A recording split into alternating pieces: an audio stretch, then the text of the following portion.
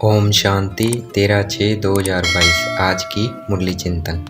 आज बाबा कहते, बाप दादा फिर बच्चे हैं, ये नई रचना हुई और बाप फिर राजयोग सिखला रहे हैं। हो बहू 5,000 वर्ष पहले मुआफिक फिर भक्ति में इस राजयोग की किताब बनती है, जिसको फिर गीता कह दिया है।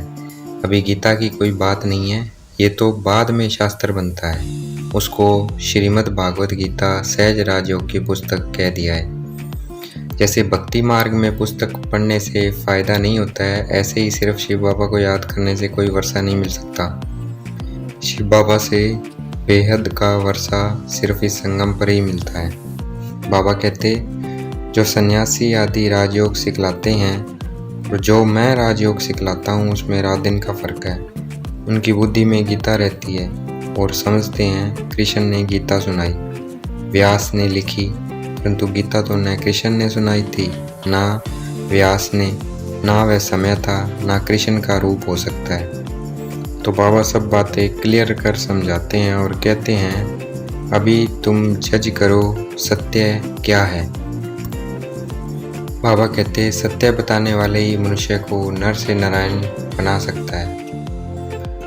हम अभी नर से नारायण बनने के लिए इस पाठशाला व रुद्र ज्ञान यज्ञ में बैठे हैं। शिव बाबा ब्रह्मा द्वारा सभी वेदों शास्त्रों का सार समझाते हैं और अभी हमें समझा रहे हैं। शिव बाबा कहते, मैं तुमको सिर्फ त्रिलोकी की नॉलेज सुनाता हूँ, त्रिलोकी का नाथ नहीं बनाता हूँ। बाबा कहते, तुम तीनों लोगों का ज्ञान, अभी तुम्हें तीनों लोगों का ज्ञान मिला है, इसलिए तुम्हें त्रिकालदर्शी कहा जाता है।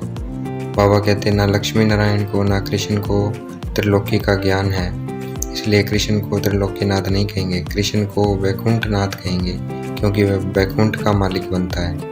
सतयुग को वैकुंठ कहा जाता है। जब हमारी कर्मातीत अवस्था होगी तब हम त्रिनेत्री बनेंगे। कर्मातीत स्थिति संपूर्ण स्थिति है, इसलिए त्रिनेत्री की निशानी देवताओं को दिखाई है। देवता ज्ञान का शंख भी नहीं बजाते, उन्होंने देवताओं को स्थूल शंख दिखा दिया है, परंतु ये तो मुख्य बात है। हम ब्राह्मण बच्चे अभी ज्ञान शंख बजा रहे हैं, नॉलेज पढ़ रहे हैं। ये पतित पावन गॉड फादरली यूनिवर्सिटी है। बाबा कहते, तुम इस कितनी बड़ी यूनिवर्सिटी के स्टूडेंट हो, साथ में तुम ये भी जानते हो तुम्हारा बाबा बाप भी है, टीचर भी है और सतगुरु भी है। तुम्हें पता है तुम्हारे ये माता पिता हर हालत में सुख देने वाले हैं, इसलिए तुम गाते हो, तुम ही हो माता पिता, तुम ही हो बंधु। बाबा कहते, तुम ही हो बंधु सखा तुम। देवताओं जैसा कोई मीठा हो नहीं सकता।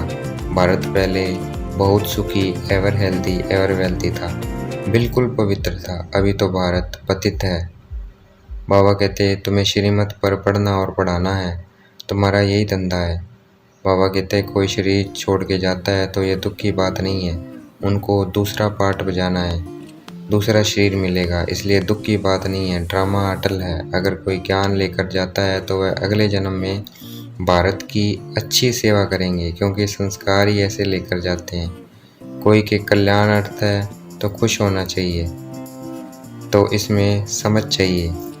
हम एक्टर्स हैं, हर एक को अपना एक्ट करना है। ड्रामा में नूंद है, एक शरीर छोड़ दूसरा पार्ट बजाना है।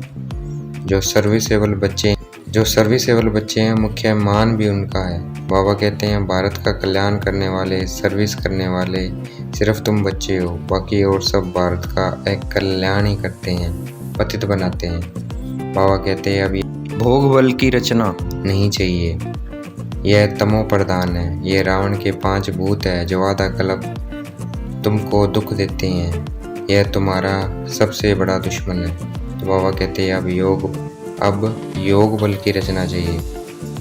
बाबा कहते हैं, बड़ी वंडरफुल बात है कि इस छोटी सी आत्मा में 84 जन्मों का अविनाशी पाठ भरा हुआ है। हमारा ये पुराना शरीर पुरानी दुनिया है, अब हमें नई दुनिया नए शरीर में जाना है, इसलिए हम पुरुषार्थ कर रहे हैं शिव बाबा की श्रीमत पर। पत्थर भीतर में भगवान अवतार नहीं लेते हैं। भगवान के लिए गाया जाता है यदा यदा ही धर्मस्य ग्लानिर्भवति भारत अभ्युत्थानं धर्मस्य तदानीं सृजाम्यहम्। अर्थात जब जब मनुष्य बिल्कुल पतित बन जाते हैं, कलयुग का अंत समीप आ जाता है, तब मुझे आना पड़ता है। अब बाबा कहते हैं मुझे याद करो, परंतु हम भूल जाते हैं क्योंकि बाबा निराकार एक सूक्ष्म बिंदी है और बिंदी को याद करने की प्रैक्टिस नहीं है। देवताओं के ये ज्ञान नहीं रहता है, ये ज्ञान प्रायलोक हो जाता है। देवताओं को सप्तर्षि चक्रधारी नहीं कहेंगे, सप्तर्षि चक्रधारी भी तुम ब्राह्मण बच्चे बनते हो।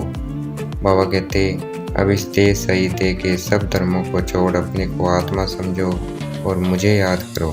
बाबा कहते ये बहुत आसान है, इसकी प्रैक्टिस चाहिए। अंत में जैसी मति होगी वहाँ गति होगी। जब शरीर छोड़ते बुद्धि कहाँ चली गई तो वहाँ जाकर जन्म बढ़ेगा। अगर अंत मते ये स्मृति रहे, ये याद रहे कि मैं कृष्ण जैसा बच्चा बनूं तो बहुत सुंदर बच्चा बनकर जन्म लेंगे। अब इस अंत समय में शिव बाबा की लगन में रहना है।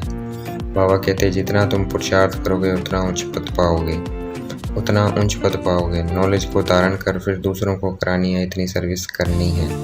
अभी हमें 5 विकार रूपी माया रावण पर विजय पानी है। ये हमारा अहिंसक युद्ध है। हम अशरीरी आए थे, हम अशरीरी जाना है।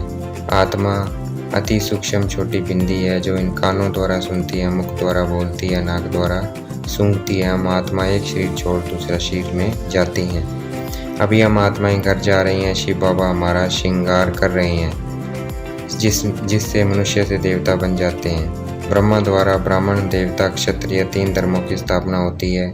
सतयुग सचखंड में सिर्फ एक धर्म होता है, बाकी धर्म बाद में आते हैं। आज की मुरली का वरदान, मन बुद्धि से किसी भी बुराई को टच न करने वाले संपूर्ण वैष्णव व सफल तपस्वी भव। आज की मुरली का स्लोगन, मन की उलझनों को समाप्त कर वर्तमान और भविष्य को उज्जवल बनाओ।